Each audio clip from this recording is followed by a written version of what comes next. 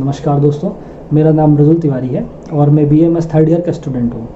तो मैं आपके साथ जो ये वीडियो साझा करने जा रहा हूँ, इसमें वो सारी महत्वपूर्ण बातें हैं जो आपको कोविड-19 से रिलेटेड जाननी चाहिए। अब मैं क्यों साझा कर रहा हूँ भाई? तो मैं इसलिए साझा कर रहा हूँ क्योंकि मैं कोविड-19 पॉजिटिव था। अभी मैं कम्प्लीटली रिकवर कर चुका हूँ, मेरी RT-PCR रिपोर्ट नेगेटिव आ गई है। तो ये 14 दिन का जो अंतराल था, उसमें क्या क्या चीज़ें महत्वपूर्ण हैं जो आप सभी लोगों को ध्यान रखनी चाहिए, उसके बारे में हम डिस्कस करेंगे। और आप अगर इन सब चीज़ों को भली भांति अच्छी तरीके से जानना और समझना चाहते हैं तो कृपया इस वीडियो में आखिर तक बने रहिएगा, क्योंकि ये सारी चीज़ें हो सकता है आपके काम ना आए, लेकिन आपके किसी परिजन, जानने वाले किसी के भी काम आ सकती है। तो आपको जानना महत्वपूर्ण। तो दोस्तों, मैं एक बहुत ही महत्वपूर्ण और रोचक बात आपको बताना चाहूँगा कि मेरा सारा ट्रीटमेंट जो है ना, वो आयुर्वेदिक हुआ है। एकमात्र एलोपैथिक मेडिसिन में लेता था, वो थी जिंक की टैबलेट्स, वो भी 20 mg दिन में एक बार। उसके अलावा सारा ट्रीटमेंट आयुर्वेदिक हुआ है। और आप थोड़ा अगर जानकारी इकट्ठा करना चाहें, रिसर्च करिए, तो आपको पता चलेगा कि बहुत ही अच्छा रिजल्ट है इसका। बहुत मतलब जल्दी लोग रिकवर हो रहे हैं। तो देखिए, अब आप सभी लोग जानते होंगे, है ना, बहुत प्रचलित हैं कि कौन कौन से सिम्टम्स होते हैं लोगों को देखने को मिलते हैं जिनको कोविड हो जाता है। जैसे हल्का बुखार होना, सूखी खांसी आना, हेडेक होना, सिर में दर्द रहना, और आँखें भारी भारी हो जाती हैं, ऐसा लगता है आँखें जल रही हैं। किसी किसी को तो बहुत ज़्यादा देर तक फीवर आता है और बहुत हाई फीवर आता है, ये भी एक देखने को मिला। मतलब कभी कभी लोगों को इतनी वीकनेस हो जाती है कि वो उनका उठने का मन नहीं कर रहा है, बेड से उठने का मन नहीं कर रहा है, उनको एक गिलास पानी पीने को बोल दो तो वो नहीं पी पा रहे हैं। इस तरह के किसी को कंजक्टिवाइटिस देखने को मिलता है, आँखें लाल हो जाती हैं, और इस तरह के बहुत सारे सिम्टम हैं। आप थोड़ा रिसर्च करिएगा, और कुछ तो मैं बता ही दिया हूँ। तो वो सब सिम्टम्स लोगों को देखने को मिलते हैं। अब मैं आपको बता रहा हूँ कि मुझे पर्सनली क्या क्या सिम्टम्स देखने को मिले। आप इस चीज़ का विशेष ध्यान रखिए कि मुझे वैक्सीन के दोनों डोज लग चुके हैं कोविशील्ड के। पहला डोज मुझे 3 फरवरी को लगा था, दूसरा डोज 6 मार्च को लगा था। और उसके तकरीबन आप ये मान लीजिए कि 1 महीना तो ये हो गया, 1 महीना 10 दिन, 1 महीना 12 दिन बाद ही मेरी रिपोर्ट पॉजिटिव आई थी। तो मुझे वैक्सीन के डोज लगे कंप्लीट, अच्छा मतलब मेरी इम्यूनिटी बिल्डअप हो चुकी थी। अब देखिए, जब मुझे सिम्टम्स जो आए वो ये थे कि मुझे हल्की हल्की हरारत होने लगी, चलने फिरने में मुझे ऐसा लगने लगा कि यार इच्छा नहीं है, थोड़ा थोड़ा बुखार सा लग रहा था। बुखार आ नहीं रहा था, लेकिन लग रहा था कि बुखार है। यही 2 मुख्य सिम्टम मुझे शुरू के 2-3 दिन में लगे हैं। तो शुरू में 2-3 दिन तो यही सिम्टम्स थे, और उसके बाद हम लोगों ने अपना टेस्ट कराया, हम पॉजिटिव आ गए, तो हमने अपने आप को आइसोलेट कर लिया। अब मतलब से पहला सिम्टम आने के बाद ये चौथा दिन था। चौथे दिन हमें मतलब टेस्ट कराने के 1 दिन बाद, और फर्स्ट सिम्टम के बाद चौथा दिन था ये। तो इसके बाद हमें सिम्टम्स आने कम हो गए थे, क्योंकि हम आयुर्वेदिक मेडिसिन लेना चालू कर चुके थे। 5वें-6वें दिन के बाद से मुझे बुखार भी नहीं आता था। अब सोचिए कि कोविड पेशेंट को बुखार भी नहीं आ रहा है, ना मुझे फटीग हो रहा था, बिल्कुल नॉर्मल फटीग था कि अगर मैं ज़्यादा काम करूँगा तो मैं थक जाता था। मुझे एक्सेसिव फटीग बिल्कुल नहीं था, मतलब बिल्कुल ज़्यादा वीकनेस मुझे बिल्कुल भी नहीं थी। अब 3 से 4 दिन ये हो चुके थे, मेरा प्रॉपर आयुर्वेदिक मेडिकेशन चल रहा था। तो 8वें-9वें दिन तो मुझे ऐसा लगने लगा कि मुझे बुखार ही नहीं है। एक प्रकार से मुझे ऐसा लगने लगा कि जैसे मैं कोविड से रिकवर कर गया हूँ। एक अच्छी फीलिंग जो आती है वो मुझे आने लगी थी। हाँ, ये ज़रूर था कि मन में संशय रहता था, लेकिन सिम्टम्स जो थे वो ना के बराबर हो चुके थे। तो बात आती है कि 10वें, 11वें, 12वें दिन क्या हुआ। 10वें दिन से मुझे हल्की सी एंजाइटी होने लगी थी। एंजाइटी यानी घबराहट जिसको कहते हैं, पाल्पिटेशन यानी सीने की धड़कन पूरे शरीर में महसूस होना, और हल्की सी घबराहट, ऐसे विचार मन में आने लगे थे जो विचार अच्छे नहीं हैं। तो ये सब चीज़ें मुझे आखिरी के 4-5 दिनों में हुई, और कोविड पोस्ट रिकवरी में ये होता है, कई लोग ऐसा बोलते हैं। और इसके अलावा मुझे किसी भी प्रकार की कोई तकलीफ नहीं हुई। हो सकता है कि इसका मुख्य कारण रहा हो कि मेरा प्रॉपर आयुर्वेदिक मेडिकेशन चला है। तो चलिए, अब मैं आपसे अपना डेली रूटीन साझा करता हूँ कि इन 14 दिवस में मेरे साथ क्या क्या हुआ। मतलब मैं कब सुबह उठता था, कब मैं क्वाथ पीता था, ये जो कुछ भी चीज़ें हैं वो मैं आपके साथ साझा करूँगा। सबसे प्रमुख कार्य जो है कि आप सुबह उठने का प्रयास करें। सुबह उठना अत्यंत महत्वपूर्ण है। आयुर्वेद की दृष्टि से अगर आप देखेंगे तो आचार्यों ने बहुत ही स्पष्ट वर्णन किया है कि ब्रह्म मुहूर्त में उठने के अनेक लाभ। सुबह उठ जाइए, दैनिक नित्य कर्म जो है वो संपूर्णतः कर लीजिए।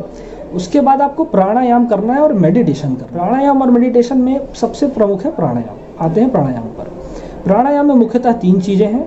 भ्रामरी कर लीजिए, आप अनुलोम विलोम कर लीजिए, और कपालभाति कर लीजिए। इनको करने के पश्चात आपको मेडिटेशन करना है।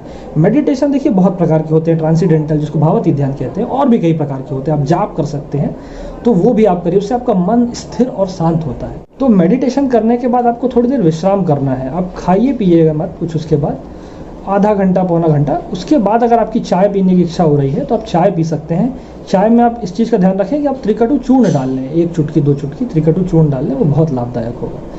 उसके पश्चात आप थोड़ा देर 10-15 मिनट आप रोक सकते हैं। उसके बाद आपको देखिए 2 महत्वपूर्ण चीज़ें करनी है, एक भाप लेनी है और गरारे करने हैं। तो आते हैं भाप पर कि भाप में आपको किस चीज़ की भाप लेनी है। तो आप पानी ले लीजिए, उस पर आप अजवाइन डाल सकते हैं, कपूर डाल सकते हैं और पुदीना लीव्स डाल सकते हैं अगर आपको मिल जाए। इन तीनों चीज़ों में जो जो आपके पास उपलब्ध है आप वो सारा डाल सकते हैं। जब वो एक बार खौल जाए अच्छी तरीके से तो आप भाप लेने की टेक्निक तो आप जानते ही हैं कि भाप कैसे लेना है, तो आप उस तरह से ले सकते हैं। उसके बाद आपको करने हैं गरारे। अब गरारे करने की जो विधि है वो भी बहुत स्पष्ट है।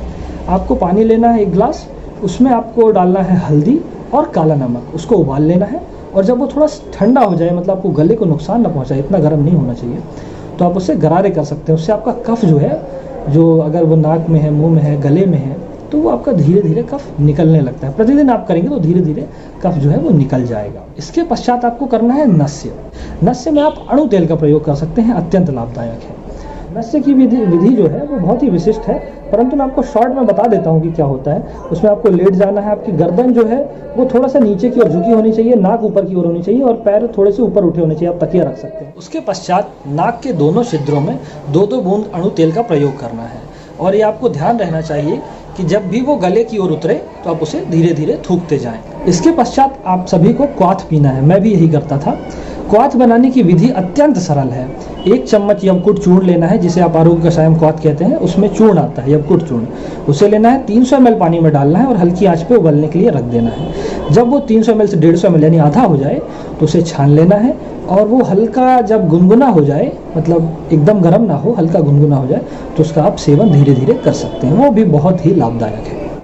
उसकी थोड़ी देर बाद, आधे घंटे के बाद आप फल खा सकते हैं। फलों में आप संतरा खा सकते हैं, अनार खा सकते हैं, किसी भी प्रकार का सिट्रस फ्रूट यानी जिससे विटामिन सी मिलता है वो आप खा सकते हैं। इसके पश्चात आप भोजन कर सकते हैं। भोजन में आप हल्का खाना खाएं ताकि आपकी जो पाचन शक्ति है उस अनुसार ही भोजन हो।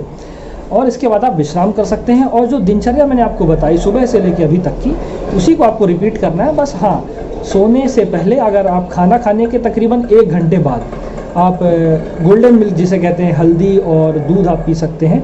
अगर आप उसमें गुड़ डाल सकें तो वो भी अत्यंत लाभदायक होगा।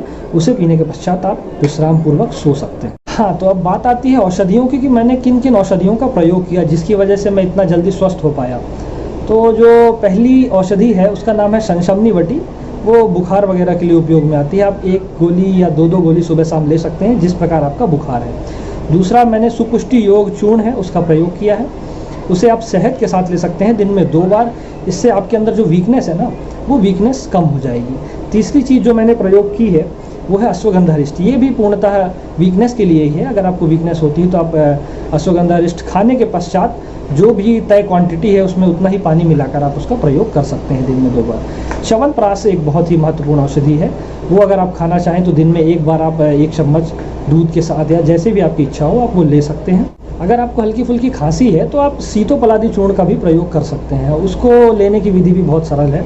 जैसा सुपुष्टि योग है वैसा ही सीतोपलादी भी है।